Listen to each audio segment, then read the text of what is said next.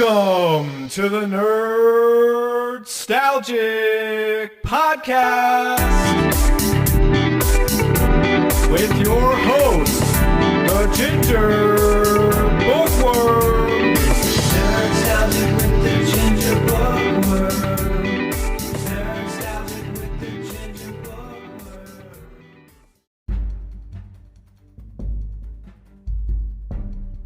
The orphaned heiress and intrepid archaeologist Lara Croft embarks on a dangerous quest to retrieve the two halves of an ancient artifact which controls time before it falls into the wrong hands.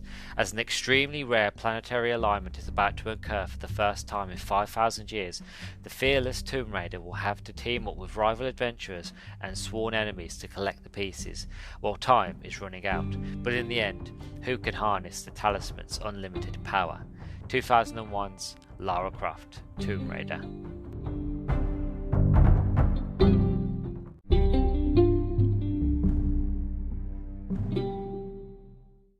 Howdy beans, and welcome back to the Nerdstalgic podcast. I'm your host, Luke the Human. Hope you're doing well. Hope you're all good. As per usual, as you heard in that absolutely wonderful intro done by yours truly, today we're going to be looking at Lara Croft, Tomb Raider from 2001 with the absolutely gorgeous Angelina Jolie. But before we get into today's topic, I just want to do a bit of housekeeping because I like to keep my house nice and clean. So if you are not following me on Twitter, what are you doing? Follow me at nerdstalgic_pod to be kept up to date on everything and anything that I am doing. Also, if you listen to this on YouTube, don't forget to like, comment, and subscribe. Most importantly, don't forget to leave a like and a comment. The way YouTube's algorithm works is that a view's lovely and a subscribe is excellent. But if you really want to help me out, likes and comments make my videos go up the algorithm, get seen by a lot more people, and I can grow a lot better. So if you haven't yet, leave a like, leave a comment. It doesn't have to be a long one. It could be like, this was awesome, this was terrible. Whatever you feel is fine. And that helps me out immensely. I'll be incredibly grateful. So, as I mentioned, today we're going to be talking about the 2001 movie Lara Croft, Tomb Raider. Also, yesterday was International Women's Day, the 8th, Friday the 8th of March. But also, it is International Women's Month, celebrating all wonderful women throughout history, past, present, and, I would say future, but we don't know what happens in the future. Just celebrating women, and I figured, why not do something where I do a topic that I've wanted to do for a very, very long time, but also celebrate strong, powerful, incredible women. And in my mind, whenever I think of those things, I think of Lara Croft. I've been wanting to cover Lara Croft for a long time. I've been planning and hoarding the video games. I've been hunting down the games that came out for it on the 360. I've wanted to talk about the Lara Croft movies, both the ones of Angelina Jolie and the recent 2018 Tomb Raider movie, which was not perfect, but it was really, really good and underrated. I just love the character of Lara Croft. So I thought, International Women's Day, we're going to be talking about Lara Croft. So that's what we're going to do. So, as you can already tell from my gushing, that I absolutely love and adore Lara Croft. She is one of my favourite video game characters of all time. And actually, she was and is my first video game character crush. Which I know it sounds odd. I know it sounds strange. And I can't really explain as to why myself and other people feel this way to virtual characters. But I just remember watching my dad play the original Tomb Raider on his PC. He had all three of them. And obviously the games that came on the PC used to come in big boxes. They used to have the art on the front. And I remember looking at the box art for all three of the original Tomb Raider games and just being smitten. Just being sort of drawn in to her at a very, very, very young age. And then watching my dad play it on his PC and listening to Lara's voice, seeing Lara kick ass and be a badass and do her gymnastics. Granted, yes, she has the triangle breats and she was blocky and, the graphics weren't great, but for the time they were cutting edge and were the most advanced things I've ever seen on a screen. but even now, when I played the Idris Montreal ones, that the Tomb Raider and those games that came out recently, I've absolutely smitten. Angelina Jolie as Lara, smitten, absolutely in love. Again, I can't remember the lady that played Lara Croft in the 2018 movie, but again, smitten in love, incredible. So I am got a huge crush. I do. I do. Yes, I do. I have a huge crush on Lara Croft. She's a very strong, powerful um, female character, and I adore her. I don't have them up sadly because I have no room on my walls anymore. But I have a poster of Lara Croft from from 2006 when the Lara Croft game came out for the 360. I've got a poster for that. I have the both Tomb Raider movies. I've got all the Tomb Raider original, well, not the original. I've got all the Tomb Raider games that came out for the Xbox One, and the Idris Montreal one. Um, yeah, I adore her. Big fan, big fan. Um, so I'm looking forward to talking more about Lara Croft in the future. Deep in having a deep dive, shall we say? I'm already getting tongue tied because I'm just infatuated. A deeper dive into Lara Croft as a character, Lara Croft games, and also the Lara Croft Tomb Raider games recently were remastered by Aspire Studios. So I want to play those. So there's a lot that I want to do with Lara Croft. So I thought, where better to start than with the movies, and then we'll just go from there, and we'll just see where it takes us. But I'm sure I will enjoy it every single step of the way. Um, so that is sort of my love for the character. I also want to talk a little bit of a history of the character. So Lara Croft is a character and the main protagonist of the video game franchise Tomb Raider. She's presented as a highly intelligent and athletic British archaeologist who ventures into ancient tombs and hazardous ruins around the world, created by a team at British developer Core Design that included Toby Gard. The character first appeared in the video game Tomb Raider in 1996. Core Design handled the initial development of the character and series. Inspired by strong female icons, Gard designed Lara Croft to counter stereotypical female characters. The company modified the character for multiple titles, which included graphical improvements and gameplay additions.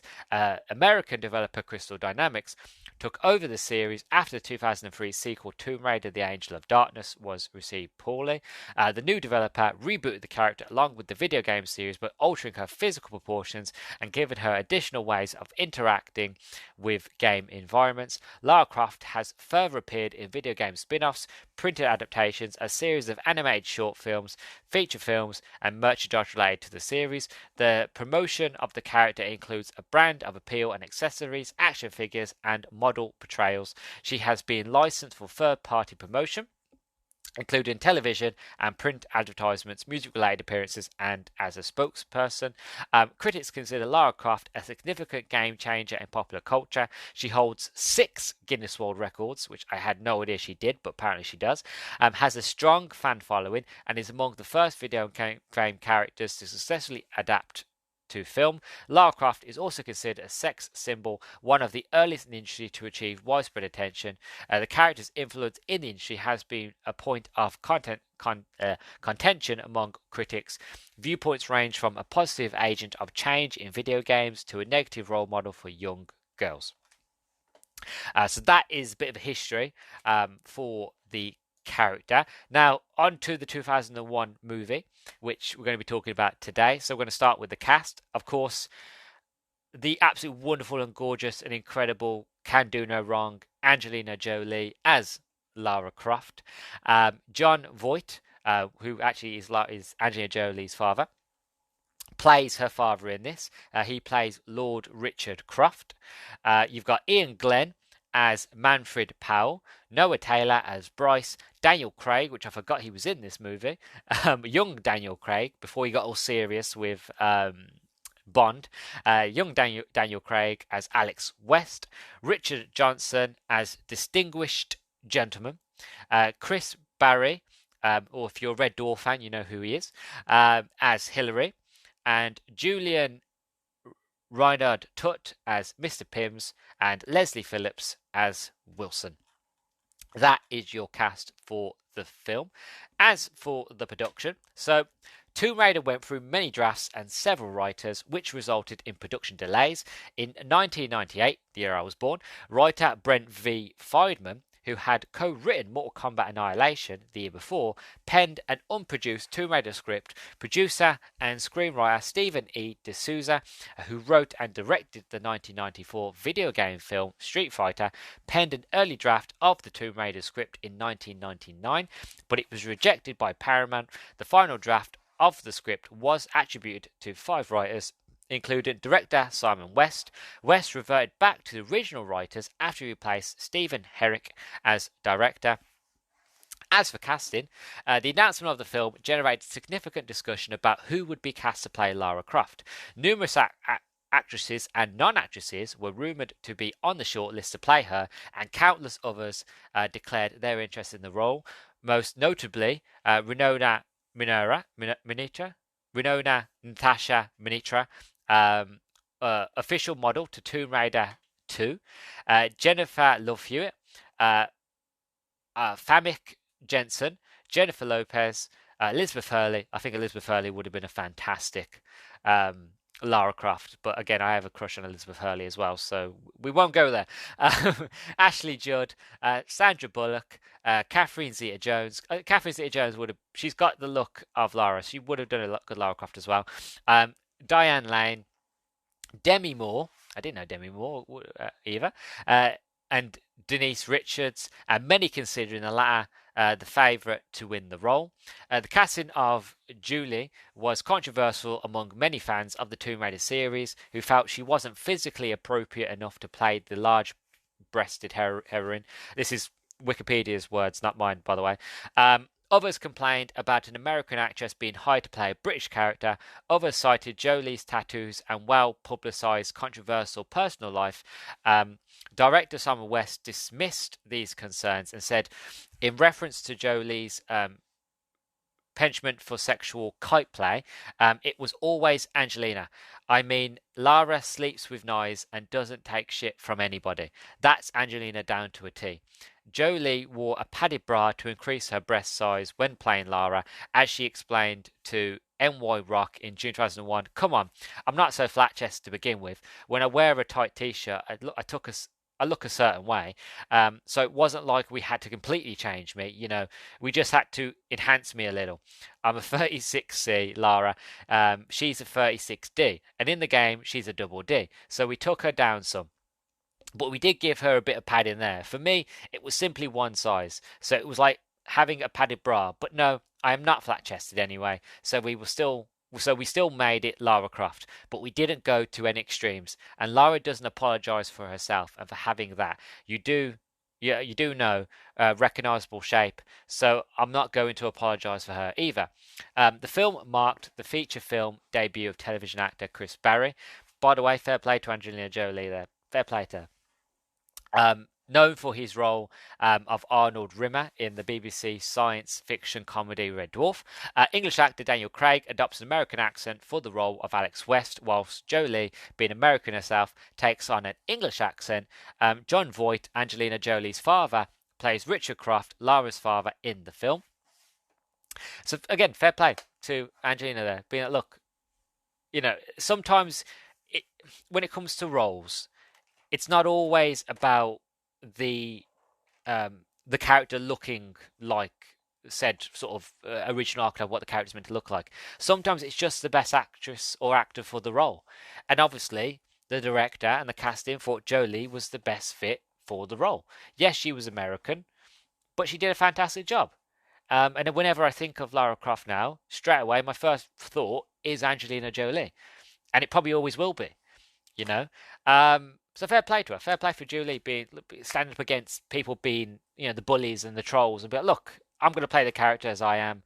There's no need to body shame because Lara wouldn't care, so I'm not going to care. Fair enough. I love that. That's a bit of information that I love. Anyway, as for filming, principal photography for Lara Croft Tomb Raider took place from July the 30th to November the 30th, 2000. Portions of the film were shot on location at the Tar Promer Temple, located in Angkor, Siem Ria Province, Cambodia. The film was the first major motion picture to be shot in Cambodia since Lord Jim in 1964, following the country's occupation by Khmer Rouge regime. In addition to on-location shooting, a majority of the film's production also took place on the 007 stage at Pinewood Studios. Hartfield House in Hertfordshire was used as Croft's home in the film. As for post-production, Simon West's first director's cut of the film was around 130 minutes long, and that was before it went through reshoots. Sometime later, after principal photography was finished, West was removed from working on the film in post due to some problems between him and Paramount. However, he did return to work on reshoots. Editor Stuart Baird was brought in by Paramount to re-edit the entire film. He was well known for coming in at last minute to help film studios by fixing up their films, which went through troubled productions and had problems with earlier cuts. Baird was promised the job of directing Star Trek Nemesis by Paramount in exchange for re-editing original 130 minutes cut of this film and John Woo's original 210-minute cut of Mission Impossible 2. Due to all the work on post-production taking longer than anyone thought it would and how rushed it was, some of the major effects were apparently left unfinished by the time the film was released in theatres. Baird ended up re-editing the film down to 88 minutes. One of the biggest cuts on the film was changing the original score. Originally, Nathan McCree was hired to compose the score since he already composed the music for some of the Tomb Raider games, but Paramount insisted on a more well-known composer. Greg Hale Jones started to work on the score with Peter Afterman in November 2002, right after production was finished, and Danny Elfman composed the main theme for the film. Jones later said how once West was fired from the film, his score and Elfman's theme were shelved. Michael Kamen was then hired, and he submitted a couple of demos, although according to Tales from Development Hell by David Hughes, Kamen did in fact compose full scores which were rejected once the film was re-edited by Baird. Guillermo Rivel was then brought in, and he had to compose 60 minutes of music inside 10 days. Some early reports about the film mentioned John Powell as one of the original choices for composer, and Fatboy Slim too. Jerry Goldsmith was also attached to score the film at one point, but he couldn't do it due to problems with his health at the time. Despite the fact that a large amount of the film was cut out, only 4 deleted scenes, 7 minutes long in total, were included as extras on the film's DVD and Blu-ray releases. Trailers for the film show more deleted scenes at the time of its release in July 2001. Simon West said in an interview how he already prepared alternate versions of the film for a DVD release, which would include a lot of deleted scenes, but this version was never released. Yeah, release that cut. I want to see those extra scenes. I didn't even know this was a thing, but now I'm reading it, I'm like, God. But this version was never released. Oh, I can see probably why. This next bit makes sense. Angelina Jolie's nude scenes were also cut out for a PG-13 rating. I didn't even know there were nude scenes in the original. Bloody hell. The shower scene, for example, originally had actual nude shots of Lara, and the next scene where she throws her towel away originally showed some rear nudity from her. But according to Jolie, she used body doubles for her nude shots. One of the special features of the film, digging into Tomb Raider, shows filming of another deleted scene where Lara is showering, but this one takes place in some outside location. Some of the earlier scripts for the film included more scenes focusing on Lara's sex appeal, like Lara flashing her breasts to some villains as distractions. I can see why that bit was taken out, where Stephen eats Sousa's script. There's no need for that. Using her breasts to crush giant millipedes, Mike Webb and Michael Connery's November 1999 script. Jesus Christ, what's with these men and the horn? Bloody hell, calm down. And many similar scenes, reportedly including her showering, bathing, skinny dipping, losing her bikini while fighting some creature. But possibly due to rating problems, that was changed and toned down with each new script. Jolie later said how she was disappointed with how Lara's sexual appeal was scaled down and how she thought Lara wasn't sexy enough in the final film. I disagree. I would say Lara is sexy enough in the film. And to be honest, again, I get it. In the 90s and the 2000s, sex was a big thing. There was a lot of movies that was just purely sex appeal. And again, that was the movies for the time. And I'm not going to judge the movie for what it what it was for what it was made. But I'm glad those parts were taken out, because then for me it would have overtaken the character of Lara Croft. Lara Croft is more than just her looks. She is her brain. She is her bravery. She is her endurance, her skill, her intelligence. Yes, she is very gorgeous. She's very beautiful. And Angelina Jolie, of course, very gorgeous, very beautiful. But she's also a very, very talented actor. Why take away from the character and also take away from Jolie by just appealing to men and appealing to the sexual side of it, when we can just, but look, let's show her in an intelligent light instead. Let's show her actually being the Tomb Raider. And I would say, I think Laura is sexy enough, and Jolie is sexy enough in this movie. So I disagree with Jolie that she thought that in her thoughts that Lara wasn't sexy enough in the final film. I disagree. I think genuinely the final cut of this film is very artistic. It's very much the fact of, Lara is still very sexy and very gorgeous, very incredible character, but you also get the badass side of her as well. And also Jolie's performance comes out of that side as well. So yeah, I'm glad that those versions of the script didn't make it, because I think those moments would have made it really tacky. Using her breasts to crush a giant millipede. What's the point?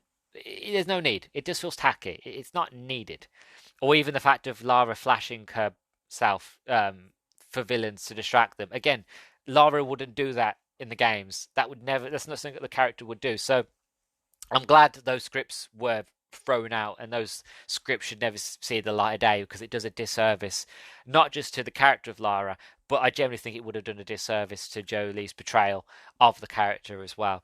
But for what we got in the movie, it's perfect. And it's gorgeous, it's sexy, it's powerful, it's smart, it's clever, it's wonderful, it's full of adventure, it's very well done, very well shot. All the cast do a fantastic job. Again, I haven't seen this movie in a very, very long time. I'm going off from what I remember, but still, that being said, right,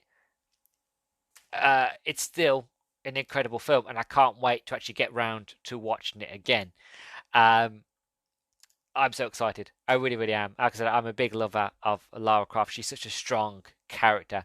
And if you've been listening to my Studio Ghibli reviews, you know that I love strong female characters, and that I am fed up of, the male-led films. I want to see badass women on the screen, and we had that in the past.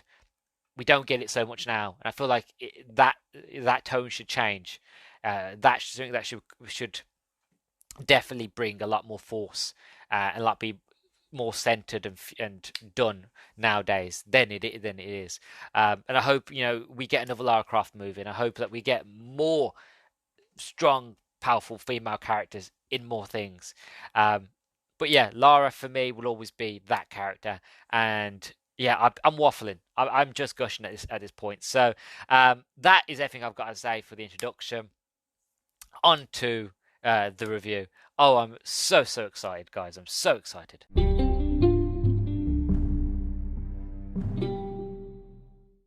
Well, I've just finished watching Lara Croft Tomb Raider, and it still slaps. It's still an incredible movie, even after all these years. I haven't seen this film since I was a wee bean, but I tell you now, this movie is still badass. It's still epic. It's still fun. It's still great. Not perfect, no, because CGI is a bit crappy at times, but it's still a fantastic movie that you could just put on and just get lost in. Honestly, if there was any doubts of Angelina Jolie's Lara Croft, which we all know that there was, as we heard in the introduction, that people thought that she wasn't a good fit for the character, that it should have been somebody else, that it should have been played by somebody who's British, X, Y, and Z. But that doubt was squashed in the opening of this movie. It opens up with Lara Jolie hanging upside down in the classic shorts and the tank top, got her hair in a braid at the back, and she's got the one little bit of hair down the front, and she's upside down, and she's going through a tomb, and also she gets attacked by a giant robot, and she's got the dual wielding pistols. She's doing real sort of acrobatic jumps, and she's got the athletics, and it's just badass. And she doesn't say a word. She just, just within the way she's dressed and the way she looks and the way that Jolie moves and smiles, and even moments where she goes, just no words, just the expression on her face is like, that's Lara Croft, that's Lyra. They've got it straight away, and from that point on, it just gets better and better and better. Jolie feels like Lara. She does. She feels like Miss Croft completely. She has the look. She's beautiful. She is gorgeous. She is sexy. She is athletic. She has the moves that Lara would have. She has the voice. Granted, yes, she is American, but the British voice that she does, you generally, I'll be honest, from my recollection when I was younger, I didn't know that she was English. I mean, I didn't know that she wasn't English, shall we say. I didn't know that she was American.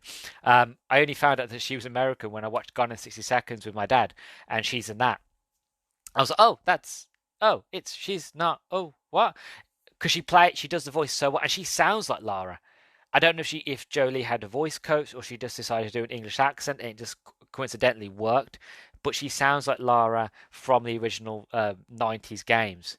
And even the modern games, now Lara sort of sounds the same. So she has the look, she has the voice, she has the badass action. She has the way of what I love about Lara Croft, and what I love about this version of Lara in this movie is the fact of she is a mistress, she is a lady of a manor, right? She is a very posh upbringing, but she isn't a lady. She's a strong, independent woman. And in this movie, you get that, and it's not just with the character actually Lara Croft, but in this film, Jolie, like, she goes to an auction and she goes wearing leathers and those iconic round glasses, shades things that she wears, and you got all these men looking at her like, what, a woman? What, and she's not dressed appropriately, and she don't give a shit. Pardon my language, but she just doesn't care, and that's what I've always loved about Lara. Is Lara does not care. She's a very practical person, very practical character, and Julie plays that fantastic. Every time you see her in this, she's wearing something different, but it's practical. It's iconically fit to her and the character, but also it's practical for where she is. But she still looks great. You know what I mean? And and I was having this conversation with a friend of mine who is also a huge Lara Croft fan, and I was talking to her, and we were talking about this movie. This was a long while ago, but I wanted to mention it because we both agreed that we would really love to see Jolie come back as an older Lara. Um, it's something that you've never seen in the games before. You never see an older Lara. You always see a young Lara. How great would it be to see a lot more older, a lot more accomplished Lara Croft? I'm not saying Jolie is old, not at all. She still looks incredible. Even today, actually, if I look at Angelina Jolie today, just looking at my computer, she still looks incredibly vibrant, gorgeous, beautiful, and wonderful. She still looks like she also has that Lara look. She is 48 at the moment, so she's not old, not at all. So I generally, yeah, I think her coming back as an older, a lot more wiser Lara would be a fantastically epic choice, and I think she would kill it. I don't know what the story would be. You could do it as you could do a brand new trilogy of an older Lara, or you could do a one-off movie where you bring her back and she's got maybe she's got children, maybe she's decided to settle down, or maybe she hasn't decided to settle down, she wants to settle down, but she's got like a Nathan Drake sort of situation where she's got like one last quest, one last sort of mystery to solve, that sort of thing. I think Angelina she still looks incredible, she still looks vibrant, she's still top of her game. I think generally she could do it. Or even bring in Angelina Jolie's daughter, because they look very similar. Maybe they could do a spin-off and have a younger Lara. I don't know. I generally I just want to see more Lara Croft movies. Again, the last one we had was 2018, with Alicia Vikander. I think that's how you pronounce her name. But I would really love to see Jolie back as an older Lara in a future movie, um, because I just think it would be interesting for the character, but also it'd just be nice to see her back. Generally, just to see where the character has been in the last years since the last movie, the second film. What adventures has she been on? What has she been up to? Again, does she have a family? Has she decided to settle down? If she has, are her kids following her footsteps? That sort of thing. I think that would be interesting for the character because it's something we've never seen before. And again, Jolie's still a badass in Incredible, and she still looks absolutely vibrant and wonderful and beautiful. Um, but yeah, sorry, I've just decided to gush over Jolie for a bit there. But the movie does a fantastic job of feeling like the video games. You have the sets, for example. You've got Croft Manor, which looks like Croft Manor from the games, which is the wonderful detail. And I think actually the manner that they used in this movie, I think that inspired. Again, don't quote me on this, but the 2006 games that came out for the 360, I feel like they were somewhat inspired by the architecture that was used in this movie. I think, or vice versa. Either way, the set of Croft Manor looks like Croft Manor. You've also got the tombs. The tombs feel very, not just like Indiana Jones style tombs, but they feel like tombs that Lara would find herself in. And I always found funny with Lara is the fact of Lara Croft, she is a tomb raider, but she actually destroys more tombs than she raids. Funny enough. But even so, again, it's part of a character. She inspired the likes of Nathan Drake and that sort of thing. Obviously, Indiana Jones also inspired Nathan Drake, but characters like Lara went into bringing characters like Nathan Drake into the forefront. But also, you have the dual wielding pistols, which again, Angelina Jolie does a fantastic job with them, but they're also a staple to the character. And one thing was my biggest critique, and we'll get to them when we talk about the games. One of my biggest critiques of the most recent games is the fact of in all three games she does not once use dual wielding pistols. She uses pistols and magnums and rifles and all that sort of jazz, but you never get to dual wield pistols, and that was the only thing I didn't like about the recent video games. Which don't worry, when I get round to playing them and reviewing them, I will be mentioning that a lot. Um, but they're here. You also get the moments when, like the bonkers story, Lara going up against the Illuminati, and you've got these two shards, and whoever controls these two shards can control time, and that her father had hid this sort of clock inside of another clock in the house, and that when the solstice, when the planets align, it goes off, and then she finds it, and she goes on this. She goes to Cambodia, and then she goes to I think the Arctic Circle, and she goes from place to place. And it feels like a globe-trotting Lara Croft sort of adventure. It feels like the games. And then again, you have the fact of Jolie doing the voice, doing the sound, actually feels like Lara. Generally, there were times where you would, like at the very, very end of the film, one of my favorite scenes. And it's not a long scene, but Lara's basically just defeated the villain, and she's on her way out. And just before she gets out, she realizes that the sled had broke, but the dogs are still there. So instead of going, well, I'm stuck, she does the badass thing. The next scene is where she's basically got the reins of the sled dogs. They're racing down these icy caves, and she's sledding on her shoes, on her boots. Highly impractical. Probably wouldn't happen in real life. I don't think there. Maybe you can do it in real life. It doesn't seem something that's possible, but it looks real, so I'd imagine they did do it. But again, it feels bonkers. It feels crazy, but that is something that Lara would do. Lara wouldn't just go, "Well, that's it. Well, I might as well get running." She's like, "No, the dogs are here. The reins are here. Screw it. I'm gonna go. I'm gonna use my boots as a sleigh." And she sleighs out there. It's a badass scene.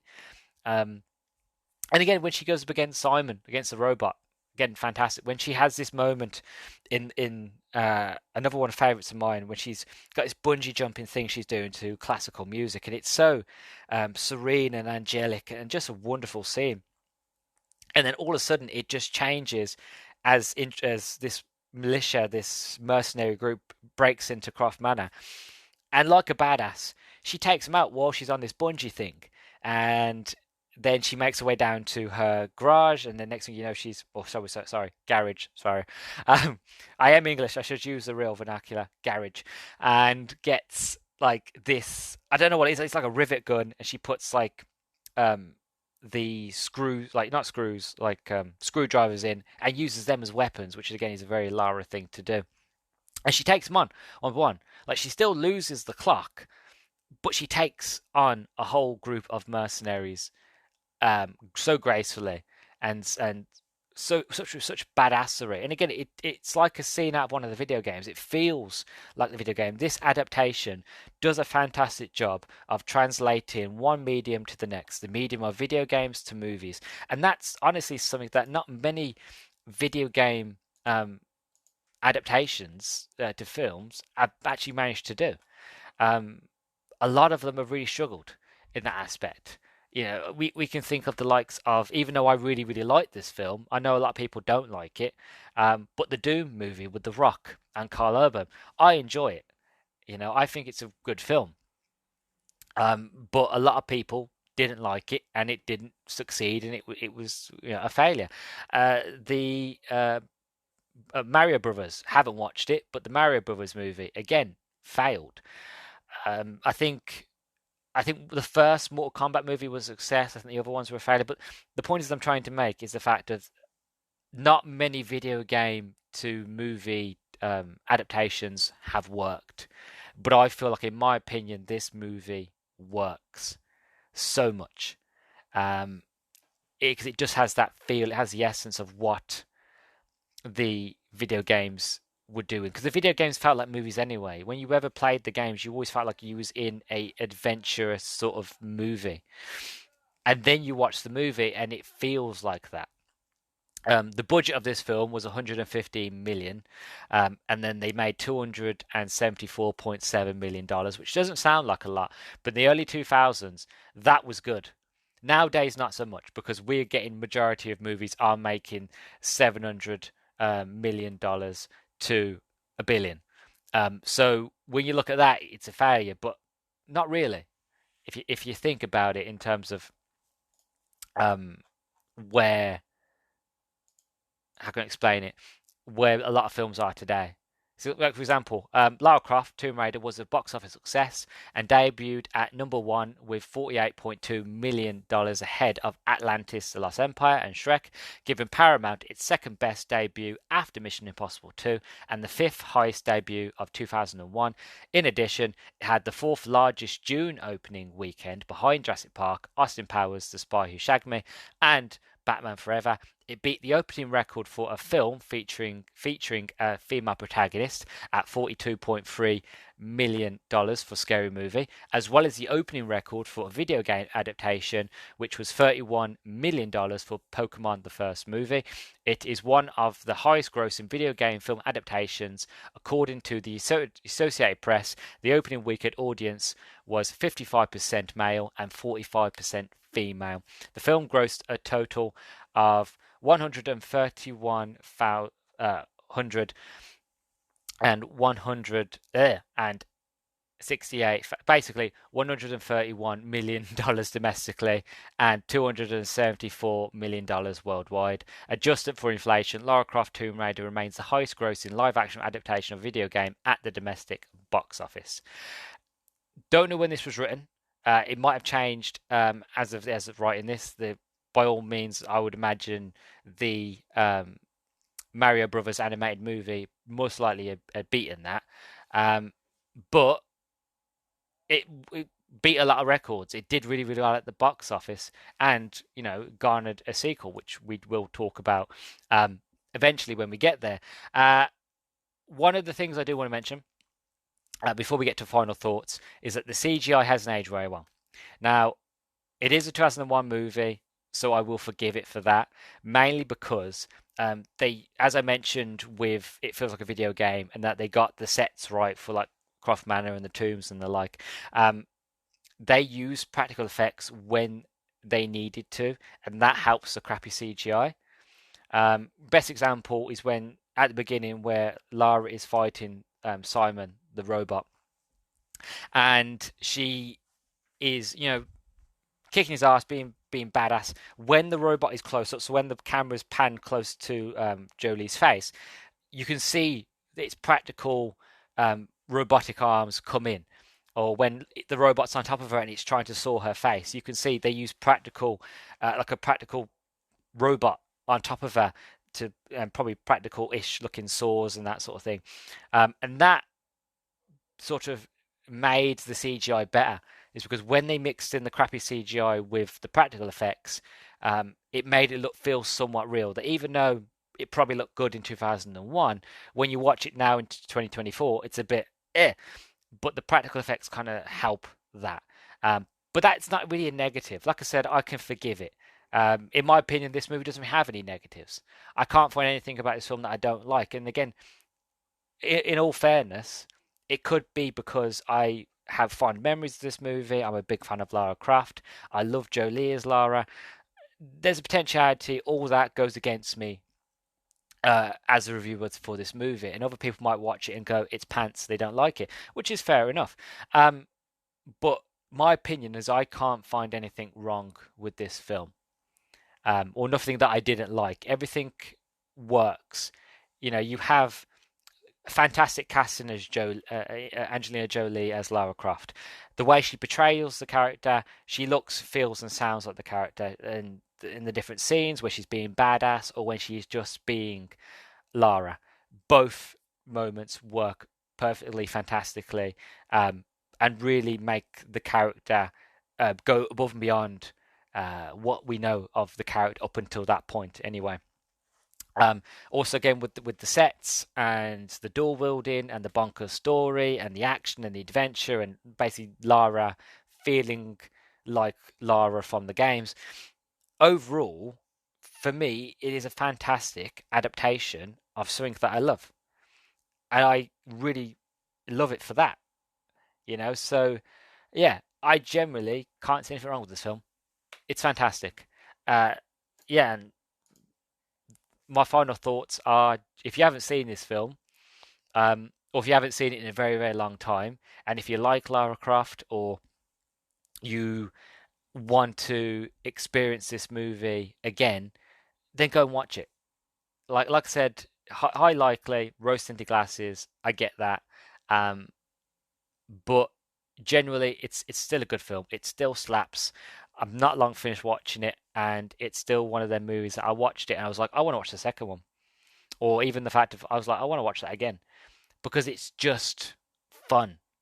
That's what a Lara Croft movie should be at the end of the day. If you want to take out my rose tinted glasses, if you're looking for a film that is just fun with a lot of action, with a lot of intrigue and adventure, then you can't go wrong with Lara Croft.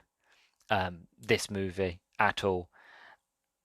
Generally wonderful. Not perfect, but it doesn't need to be. It just needs to be great, and it just needs wholeheartedly to be fun. And that's what it is. It is fun. Um, and for that, I love it. So, yeah, so good. So good. Angelina Jolie does a fantastic job. Generally, I would love to see her back in the role, playing an older Lara. Would it ever happen? I don't know. It's down to Paramount or whoever owns the right to Lara Croft, the movie rights, that is, anymore. If they ever decide to do it, then I'm all here for it. Because I think it would be it's money on the table that the studios aren't going for, or maybe they've never thought of it. But from seeing Jolie in Maleficent and seeing how she still manages to play a fantastic character there, and then to see her like him as Lara back in the 2000s, I think she's still got it. If anything, she's got more of whatever it is she has. Um, and she would do a fantastic job as an older Lara, a lot older, a lot more wiser, a lot more um, capable, badass Lara. Um, yeah, which I would just love to see. Of course I would. Who wouldn't want to see that? I don't care even if the movie never made money. I would happily go watch that, even if it was just me in the cinema. More than likely, other people would go too. But I would. I definitely would go see that. And I would go watch it again and again because Jolie just did a fantastic job as Lara, generally.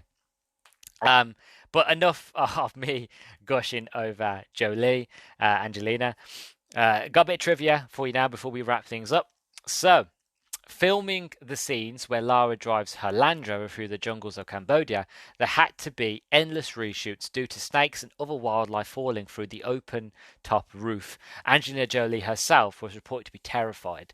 Uh, yeah, to be honest, I didn't think of that when I watched it when I was younger, but when I was rewatching it, just I was actually thinking because when she was going past in high speed, she's going past a lot of foliage, a lot of trees and bushes, and I'm thinking there's more than like there's insects and spiders and snakes and things like that. Like they must have had trouble with that. And then to do a bit of research before and while I was doing my notes, and then to see that that actually happened. Again, I don't blame her for being terrified. I would have been terrified. She doesn't look it. Obviously, this is down to all the reshoots and clever editing. But when she's driving around the Land Rover, she doesn't look scared. But I could imagine Jolie was probably terrified. At any moment, I'm going to go past and the spider's going to get me or snake going to fall on me.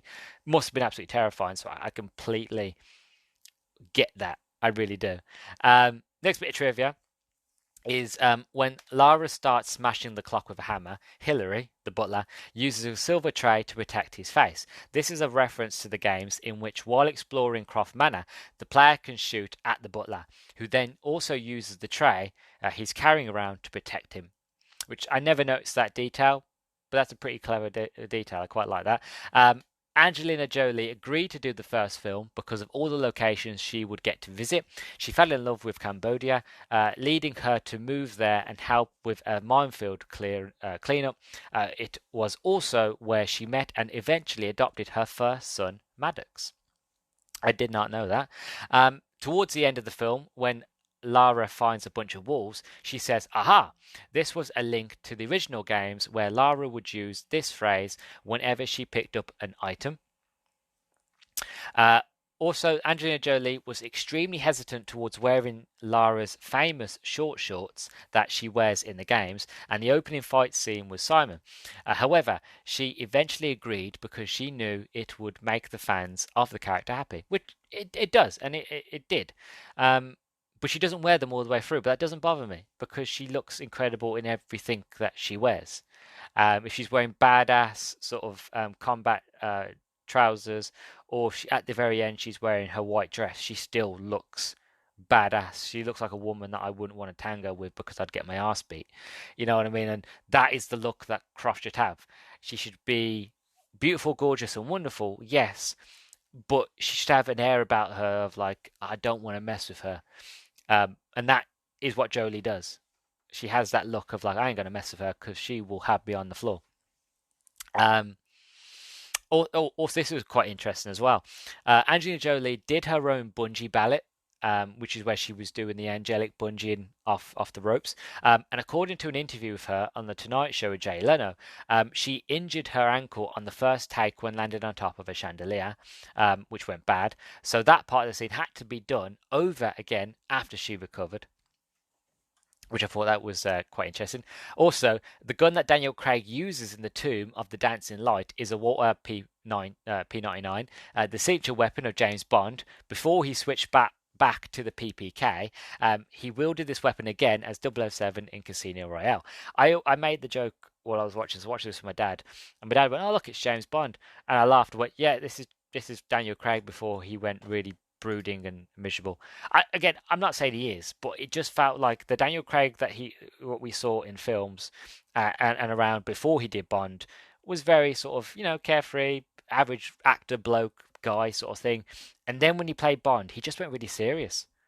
Just went really, really serious. And whenever you see him in interviews now, he's very sort of stern faced, serious. And I'm like, I don't know if it's the fact of I played Bond, so I need to play up to the fact of always looking serious. I don't know. I'll be honest with you. I only really like Casino Royale. I'm not a fan of a lot of the movies that came afterwards. Um, I know it's probably sort of blasphemy to say, but it's true. Um, I'm more of a Pierce Brosnan guy. I grew up with Brosnan. Brosnan is my Bond, and he will always be. And also Timothy Dalton. I think Timothy Dalton did a fantastic job as well. He doesn't get any credit as much as he deserves. Um, but that's another topic for sort of another day. Um, but generally, this film does fantastic. It is a fantastic film. And again, going back to what's in the introduction when we were talking about how the script changed because they originally wanted the original idea and script was that it was going to be a lot more racy, a lot more sort of crude, and a lot more sort of like Lara doing things with her sort of breets with crushing giant millipedes and using them to distract guards and all that jazz. Like, I'm glad that wasn't in it because I feel like that would have made the movie really crap. It would have ruined and soiled the character. It would have ruined the portrayal. Would have ruined the movie. And I think at that stage it would have um, just made the film probably not watchable. So I'm glad that those scripts never got made and never will ever see the light of day because they do a disservice to the character completely. And the movie that we get, if not perfect, it's not perfect, but it's great. It's wonderful. It's incredible. It's an adventure.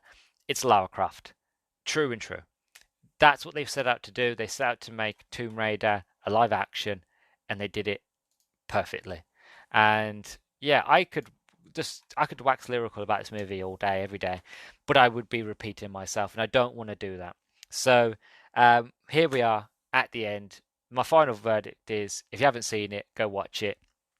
If you have seen it, but it's been a very very long time, go watch it. It's currently, if you live in the UK, if you have access to BBC iPlayer, the first two movies are on there. Go on there, give them a watch. I'm sure the movie is available elsewhere to either buy or watch digitally. Yeah, definitely treat yourself. Sit down, give it a watch. You'll enjoy it. It's a lot of fun. I'll be honest with you, I don't remember the sequel very much. I know I've seen it, I think two, maybe three times, not as much as I've seen the first one. I can't remember if I liked it or not. I remember it something to do with the Ark of a Covenant, I think, and monsters in a volcano. Um, that and Gerard Butler. I vaguely remember Gerard Butler, but that's as far as I remember of the sequel. But we will get there when we get there. For now, um, it is finally time to close the books on Lara Croft's Tomb Raider 2001. Fantastic movie, a real joy, and I love it. So, you have been listening to the Nerdstalgic podcast. I've been your host, Luke the Human, and I will catch you in the next one. Bye bye.